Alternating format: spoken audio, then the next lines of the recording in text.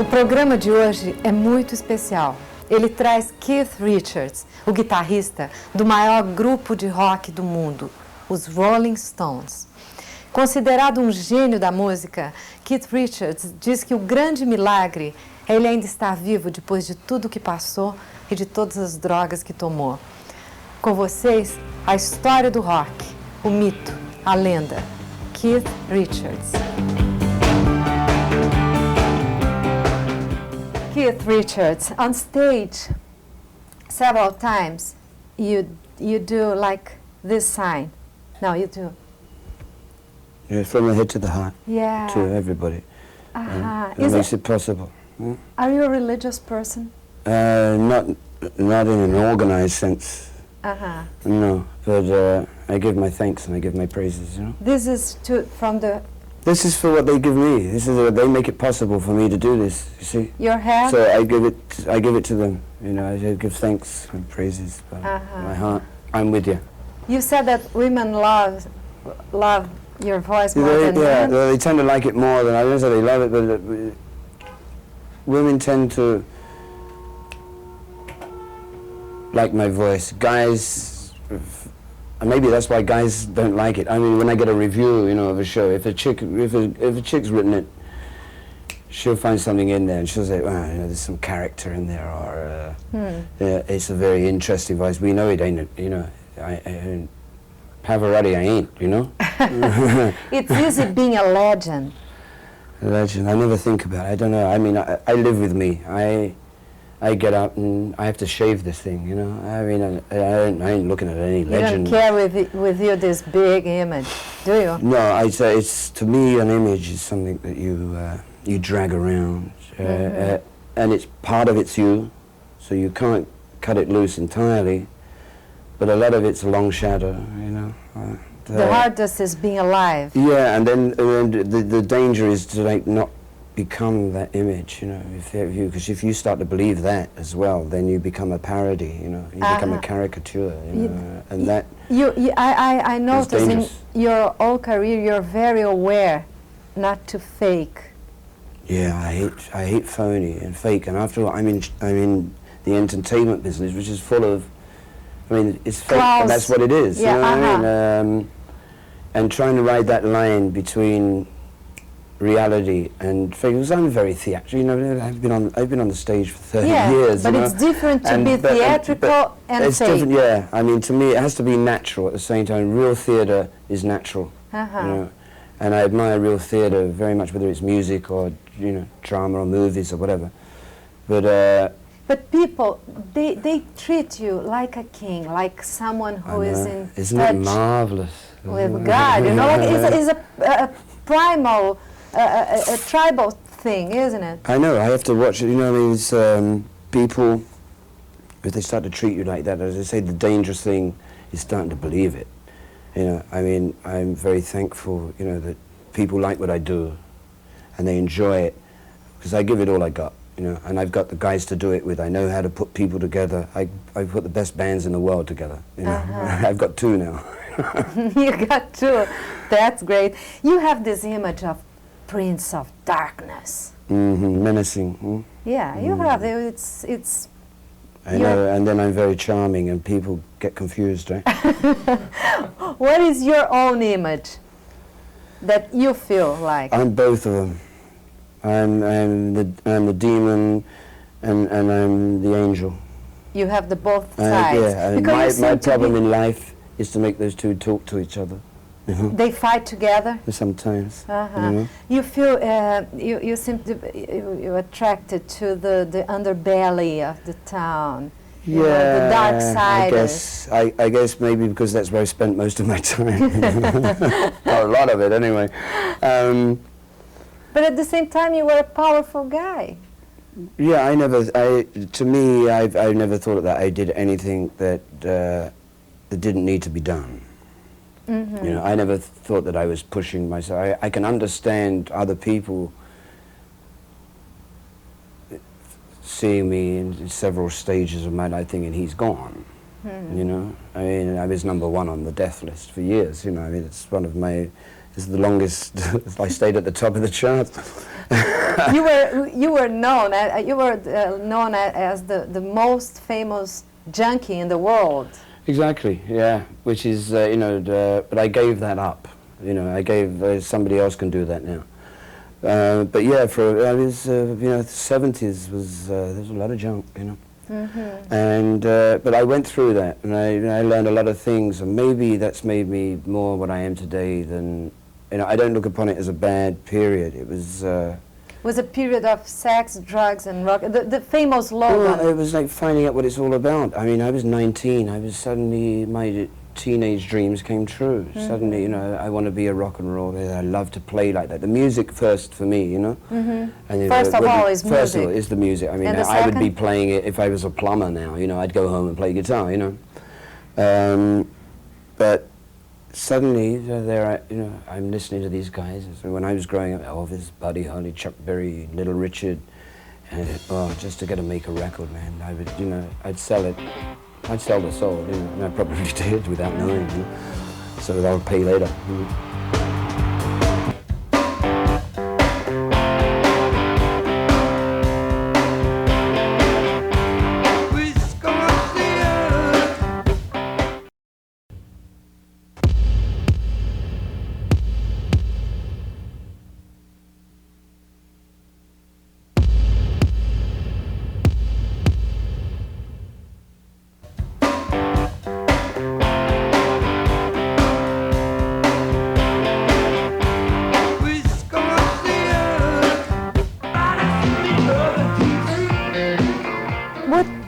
Did you search in drugs?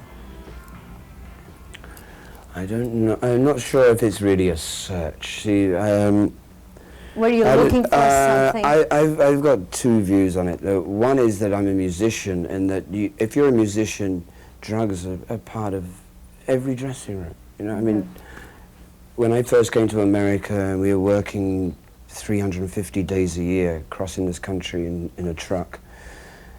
And you'd sometimes do 2 shows a day, and you'd be working with all these different bands, and there'd be these old black guys sitting there, and they've got more energy than you. I'm 19, this guy's 50, and he's popping, and I'm dead. You know, and so you sit around with the cats, and hey man, you know, like, how do you do this? And well, sure, you take one. But so it kind of, there's that aspect of it, and then the other aspect of the drug thing, I guess, is. I was very 19th century about drugs, you know, I feel like De Quincey, you know, or I'm in a laboratory, let's see what this does, you know? Yeah, a curiosity. Yeah, you want to find more and more and more. But that's what killed the cat. I know, the curiosity killed the cat. Kills the cat. So, you know, I was close, you know, I've used up a few of the 9 lives, but maybe not all yet, you know. But the cat is still alive. Mm-hmm. The tiger, let's say, the tiger. And what did you find out? You said, I mean, if there was a search involved, it was to find myself, I suppose. I mean, what else is there to look for? You know, if you don't know who you are, you can't know anybody else's. Sure. See, so first I got to find out who I am, and then I can, you know, I guess it was kind of that. And also being a superstar, that I didn't, you know, the Stones really they're not really like that at all. Charlie Watts hates lights on him, you know, being a star. He's a drummer, and he's a musician, and everything else is bullshit to him, you know. And there's a certain side of me that is like that, but there's also the other side of me that likes to get out and say it goes like this, you know. So as I say, it's angels and demons. You know, everybody's got them inside, and it's the conversation that you hold with yourself, which is the most important one. Good conversation.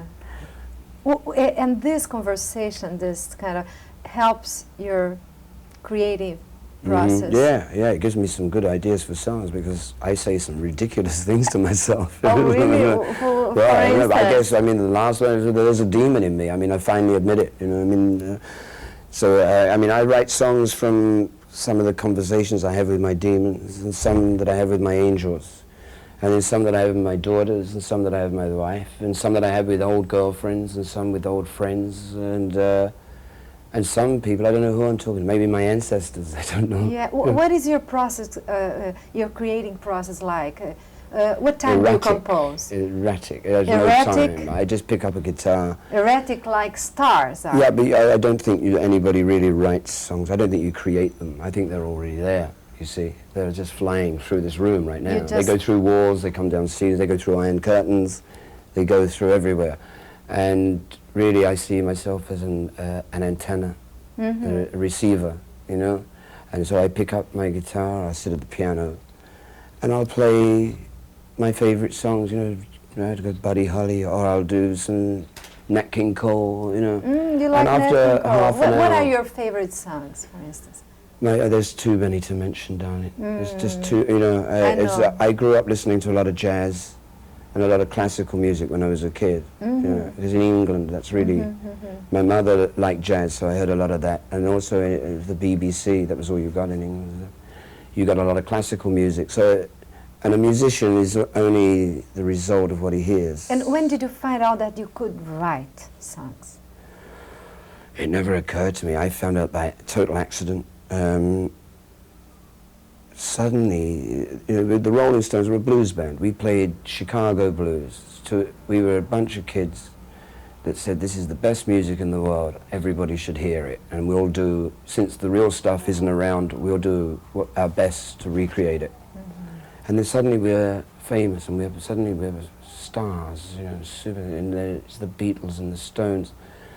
And Andrew Oldham, our manager at the time, said, well, you've had a hit record, an album, but we're going to need songs, you know, because we can't keep on doing other, you know, old songs, you know, there's only so many in there, you know. So he said to Mick and myself, he said, look, you go into the kitchen, take the guitar and lock you in, and you come out with a song. And do it. You know, okay, anything to keep the manager happy. You know, we went, and we came out a few hours later with As Tears Go By, which Marianne Faithfull, in 6 weeks it was in the top 10 in England, you know. So then Mick and I started to look at each other and go, they can maybe we can, you know. To me, before that, being a songwriter, I'm a guitar player. Songwriter's another job, you know. There's the blacksmith and there's the plumber and there's the electrician, you know. And to me, it was a totally separate thing. And so I really have to credit Andrew Oldham with the initial impetus to, you know, say, well, don't come out, you can't come out. He said, well, you know, I'd like to go to the toilet, you know. No, you can't come out, you know, well, in the window, you know. So you got to come out with a song, right? It's a task. And you said that you work mainly to calm down the creature inside of you. Yeah, I do. I think I do most everything in order to calm him down. You know, because he's restless. Tell me about this creature. I want to know it. Here it is. Right now he's down here waiting to get on stage. You know, in a couple of hours. And going to these dark areas inside of you, have you ever feel really scared? No, I was only really scared when I was a kid here and there, but I did all my scare, you know, you can get to learn to live with fear. I was a small guy when and when I was at school, because I'm born in December, that meant, in England, that meant that you went to school with guys a year older than you. If you know, it was just one of those stupid things, you know, so you were always the little guy. So I used to get the crap beaten out of me all the time, you know. I mean, I had, you know, until I figured out, you know, so then you've got to figure out, you say, well, I'm not big enough to be, I've got to use this. Yeah. So I guess I learned a lot, and that's when the time I was scared, was being cornered by 3 guys, you know, in a dark place, you know, and you know, say, well, yeah, I'm going to get a beating, you know, boom, boom, boom, and so you learn how to take your beatings, and then you learn how to deliver them, and then people leave you alone, and you can get on with what you do, you know, but fear left me a long, long time ago. Oh, really? Even although it's always around, you always use it. I mean, fear is a very important thing in people's lives. Because if you don't feel it, you can walk right into, you can go out the window, you know. I mean, if you're not scared of anything, yeah, I mean, it's a warning, it's an important thing. It's there, but I mean, to me, I use it just, you know, it's like a smoke alarm, you know. I can understand because you went through very wild times and I mean you explore everything. At least I saw the world and I led an interesting life so far, you know. And to me that's important. But you never been afraid of going mad, really mad, I mean. I think I'm totally mad anyway, so it was no, you're not. Come on. But I'm never sure about anybody's idea of sanity, you know. I mean, it's what everybody agrees upon. But do you fear insanity? No, not at all, no. I don't really think there's such a thing. I think there's certain imbalances people can get. But I mean, insanity itself, you can only drive yourself mad. Nobody else can drive you mad, you know. But weren't you afraid of losing yourself forever? Losing No, your... are you?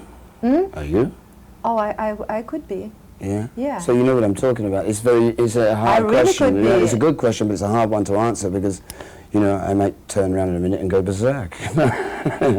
In fact, and why I say I probably am mad is that in 2 hours I'm going to be on that stage doing all of that stuff, and I have no idea what I'm going to do. I understand, but I mean, but you keep control. I can see that you keep control. You are on control of everything.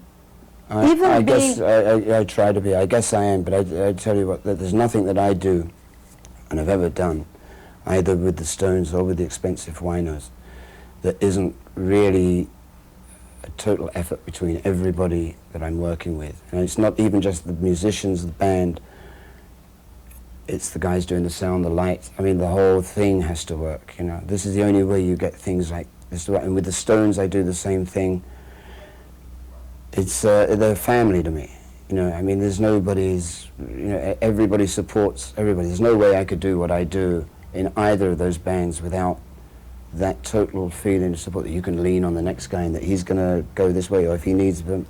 There's an intuitive understanding. It's like an ESP thing, and I guess maybe we get hooked on that working the way we do, is that you, on stage, you can go into an area where you're kind of 3 feet off the ground and you know what's going to happen even though you don't know what you're going to do. But you have this kind of But it's big the time freedom. slows down and you have this freedom, and it's all slow motion, you know, and it's also fluid and easy, and that's when you know you're working with the right people. When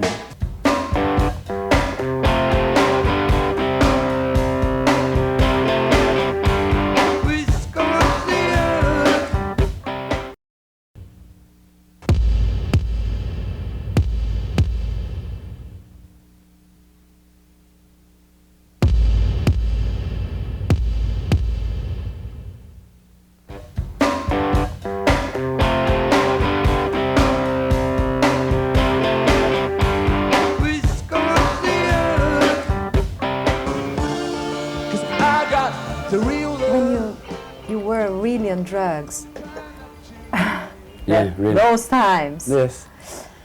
have you ever said, God, please save me? No, I've never looked to him to be saved. So far as I'm concerned, God is on probation. You know, I'm not too sure about him, but at the same time, I acknowledge his existence. You know, but sometime him and me are going to have a good talk, you know, and I look forward to that. You know, but not too soon. Not You're too- very beautiful. You know that? Oh, really? Yeah. Thank you so much. Thank you. And so you never said, don't let me die. You never, you've never scared of being too close There's to plenty death? of be scared of dying. I mean, I've seen it come and go. I've crashed cars, turned them over I mean, I've left the building, I've left the house. I've watched myself potentially crushed to death and shot several times. There's another story. But it didn't happen, so I came back in, you know. But what I find is that you leave. If you're really scared, you ain't even there. You're watching from above, you know, which is an interesting sort of piece of information to have. For sure. But I mean, it might not. I mean, maybe if you do die, maybe then it just goes. I don't know. But all I know is that anytime I've thought I'm a goner, that I'm watching it all from quite a long way away, you know, and seeing if it's cool or not to come back. Have you never thought about suicide? Gee, why? Why should I? Good, no, good Lord, woman. You must be crazy. You're right, goddamn right. Well, I guess if you put it under a microscope, but I really, I never, as I said before, I never really thought that I was endangering myself. Everybody else may have thought so, because everybody, as I say, that's what, if they were doing what I was doing, it might have killed them. For sure. But I know where I'm coming from, how I'm built. How come did I you don't know. survive? Well, because I knew that I was nowhere near doing that. It was just that everybody shouldn't do what I did. And the only thing you can do is like know yourself. To me, I was nowhere near a danger. I mean, if I'd have thought I was, believe me, I want to stay alive. You know, I mean, there's no way I was going to croak for some dope. You know, and I mean, you can walk out this door now and get run over by a bus. You know, anything can happen. So I don't tempt fate at all. But I can understand other people thinking I do, and I certainly don't want to encourage other people to think that they can do things the same way I did, because there's all different reasons and different circumstances. You know? What did you do to get away from all this? I got fed up with it, and I was facing hard time in a Canadian jail, you know? And I realized that I was screwing what I wanted to do, I was screwing the band up, I was screwing my family up, and that it was time to stop. So I stopped. When was it? 77. And how hard was to pull back from Well, this I stopped edge? many times before, I just kept going back. The hardest thing is not to go back. But I guess the way I did it, I mean, I never went to any, I don't talk to just NAs or societies or go and talk to therapy and all this crap, you know. No, nothing. No, I mean, to me, I got off when, see, by then all my friends were junkies anyway. And they were all trying, so they would come and try and put me back on and say, have a hit, you know. And I would get off on watching their face when I said no. And that kept me going, you know, that, just say, you really mean no? I don't want it, man. And to watch them change in front of me, that's what, you know, until then I forgot about it. You know, it was like, I don't need this crap anymore, you know. I've done that. I've done everything. And, I know it. You know? And any little inner demon saying, come on, try me. Yeah, but, you know, maybe that's when I mastered him, and now he does as he's told, you know. Maybe that was up until that point, he was running the show, and I was doing what I was told, you know, but that's when I mastered him, you know. Gotcha, and then he's going to stay there. No temptation. Oh, no, I mean, now and again, so people have, it makes me sick. So I've definitely done it, you know, I mean, it's And boring. how could, during the really drug times, how could you be such a good professional? Because you kept working a lot. I don't know, I'm very strong. And always in time and doing all the appointments. Pretty much. I mean, I screwed up a couple of times, you know, but, yeah, as I say, to me, it wasn't that, I wasn't that close to my own edge, you know. I could, you know, it was, if I thought it was affecting what I did or how I played, or which maybe it did, but in subtle ways, but it wouldn't stop me from doing what I wanted to do. If it was doing that, I wouldn't take it anyway. And usually when I worked on stage, I would stop taking the stuff and I would do a tour. It was when the tour, you see, for me, working in a band and working with guys becomes so involved and intricate and tight, and then suddenly it stops. And you've been 2 years working nearly every day, you know, and you've been with the same people, and it's a whole tight little bubble and everything's, and then suddenly it stops, and you're left at home. And you get the blues, you know, you get depressed. I'll get it next week when this tour finishes, I know, but I can deal with it now. But then I would go straight to the dope. That would get me, that's what I used to get over, you know, the whole thing. Yeah, so this is the way I am. Because you feel depressed when you're not working. Yeah, and also suddenly you miss everybody that you've been seeing, you know, then you get used to it. Where's Joe, where's Fred, where's Mick, where's Charlie, where's Brian, blah, blah, you know, I mean, whatever. And suddenly they're all gone. And you're thinking, oh great, I can relax at home now, but at the same time there's a feeling of unreality for a while, and I would get it. That was how I used to deal with it. Was I go to the stuff. You're too restless to Yeah, it's adrenaline. I think really. I mean, that's really what it is. It's on stage. You make the best drug in the world is adrenaline. You can only make it yourself. You know, and it's your own, and that's, I guess, what does it. You know. I'm sure you make a lot. And lot. so it would be an adrenaline come down that I have to deal with, and I still have to deal with it, but I don't deal with it chemically anymore. I understand. You do your own stuff a lot. Yeah. And you said that music is in the first place. What is in the second place? In the second place, music. Music. The because I mean, I love my wife, you know, and I mean, how can I not put her first? But I mean, I've got to say that without music, I wouldn't be here, and I wouldn't know, and we wouldn't be talking. I wouldn't know my. But so I guess my family and my friends is third. You know, my family, music, family, friends, and it's very hard to separate those three things. I understand. Talking about family, what are you going to say to your kids about drugs?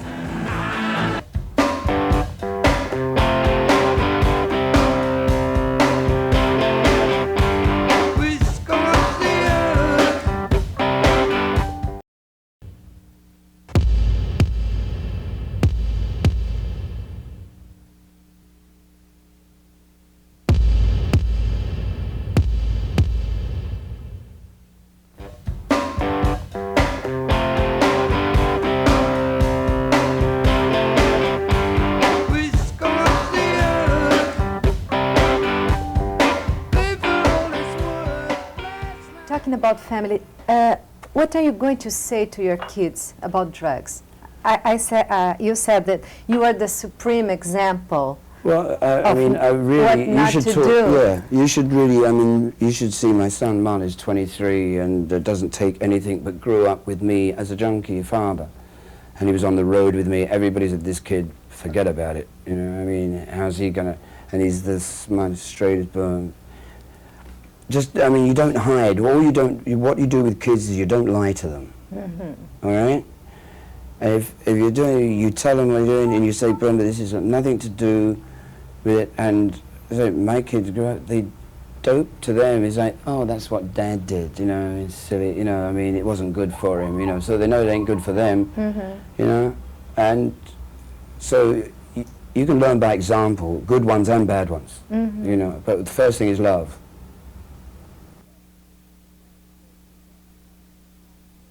What was your childhood like? Full of love? Or But I don't know, I was very affectionate, but I was an only child, right? I mean, they only made one of this. You know, there's no brothers and sisters, you know.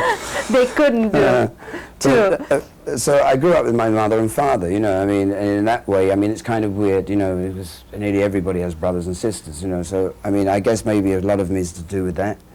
But at the same time, the extended family, my aunts and my grandfather, and I mean, very strong, you know. My grandfather is probably Gus Dupree, my mother's father, who's the one who turned me on to playing guitar. He's a musician, you know.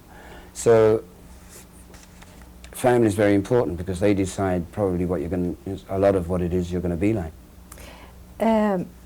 Now you said you have this steady relationship. You love your wife. You seem. I've always loved my wives. Yeah, all of them. Still do, and they all get together and talk about me, which is like another miracle. Why? Well, because most people get divorced and pay money and hate each other when they leave each other. You see, but I ain't that way. And what is your routine like? There is none. There isn't it? Unless I'm on the road, you know, and people that don't, you've got to be on stage. At home, no, I do whatever I want.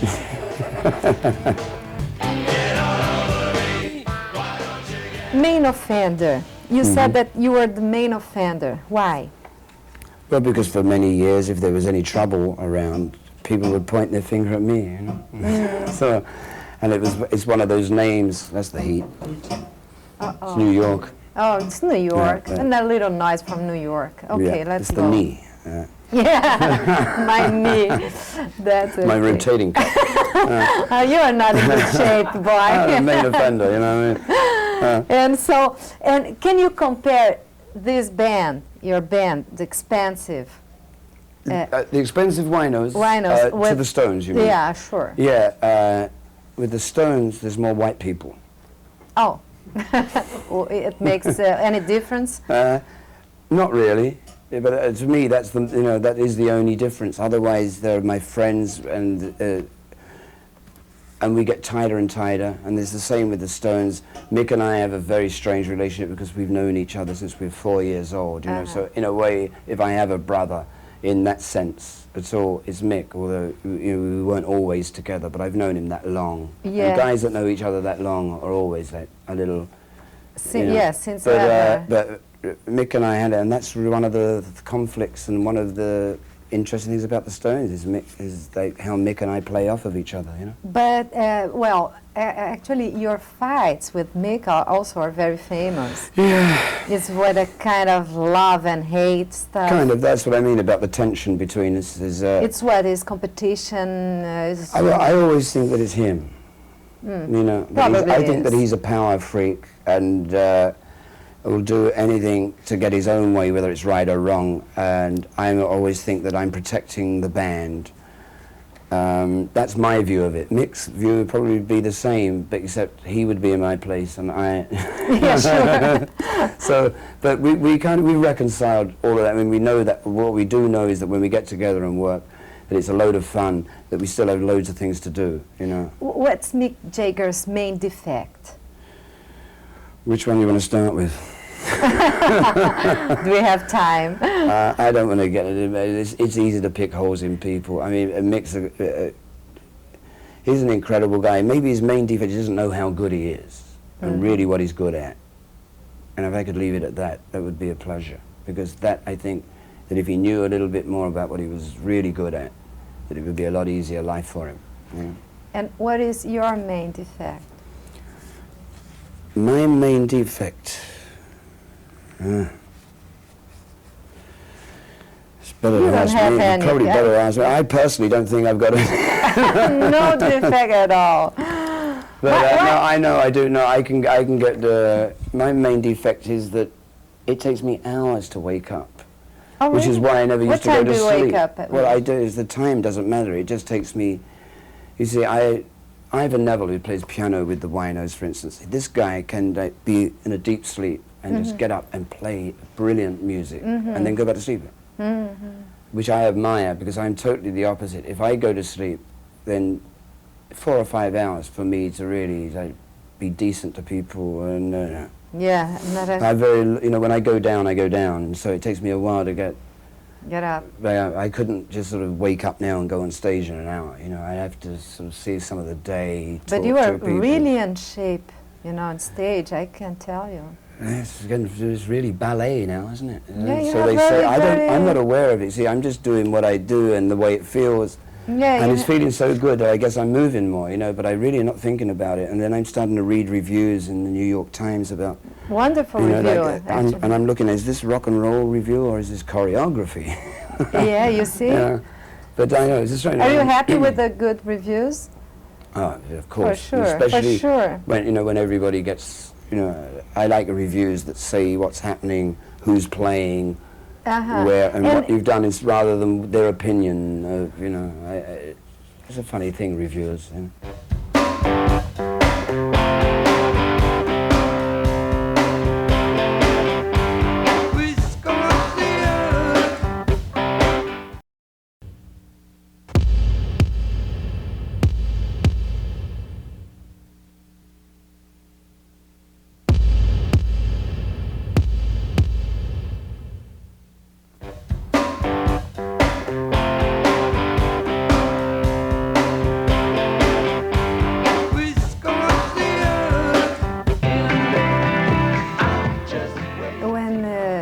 Mick Jagger did his solo career, did you feel... Done it now. He's done it now. It's done. Let's. Did you feel betrayed by him?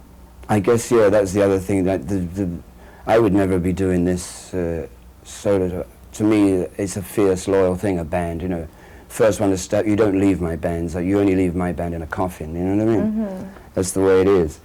Mick Taylor escaped. But so to me, yeah, it was. I guess that's why I wouldn't be the first one to have done solo work. I did it because Mick was doing it, and I had nothing else to do. So in a way, like, I can't sit around and do nothing, because maybe there I could go insane. Maybe that's the spot where if I had nothing to do and I just sat around waiting for somebody else to say, I'm ready to work with you again, you know, that I couldn't take. So in a way, Mick forced me to do this. It's all his fault. See? Good. You see, that's another defect he's got. Why did you call him Brenda? Because sometimes he acts like a chick called Brenda, you know what I mean? Really? Yeah, it's not just me, everybody calls him Brenda. So, now you have your satisfaction back. Yeah. And you Yeah, say, I'm ready to go. I'm ready to go with the Stones in the next month or two. I go straight out of this. I've never worked so hard in my life, and but I'm happy. You know, really. You know, the Whiners, as a band, this bunch of guys are incredible, and there's no way they're going to go away. I mean, I have to go back to the Stones, but there's no way that, I mean, this band gets back together again as well. You know, and now I don't know which one I love more, and it's the. You know, do you have to do any choice? Do you have to choose? No, but you can keep both. Yeah, but that's. But what are you going to say to Mick? Like, you see? I don't know. I told you. I'll wait to listen to what he has to say, and while I look at him, and I'll start to figure it out. I don't know. It's all played by ear, you know. But Mick and I know. I speak to Mick every other. You know, a few you should days. Say, you can do it without me, baby. Yeah, but I don't want to. I want to do it with him. And do it. We are waiting for. Thank you very, very much for your interview. Thank you. Very, very nice to meet you. Let me do your sign. Here, here. You got it, baby. Thank you. Thank you. Okay. You're great. I know. I knew it. All right. Of course. Chin chin. Yeah. Just chin chin. Bless you. Yes, you don't. What are you doing later? Ah. It's a rock and roll joke.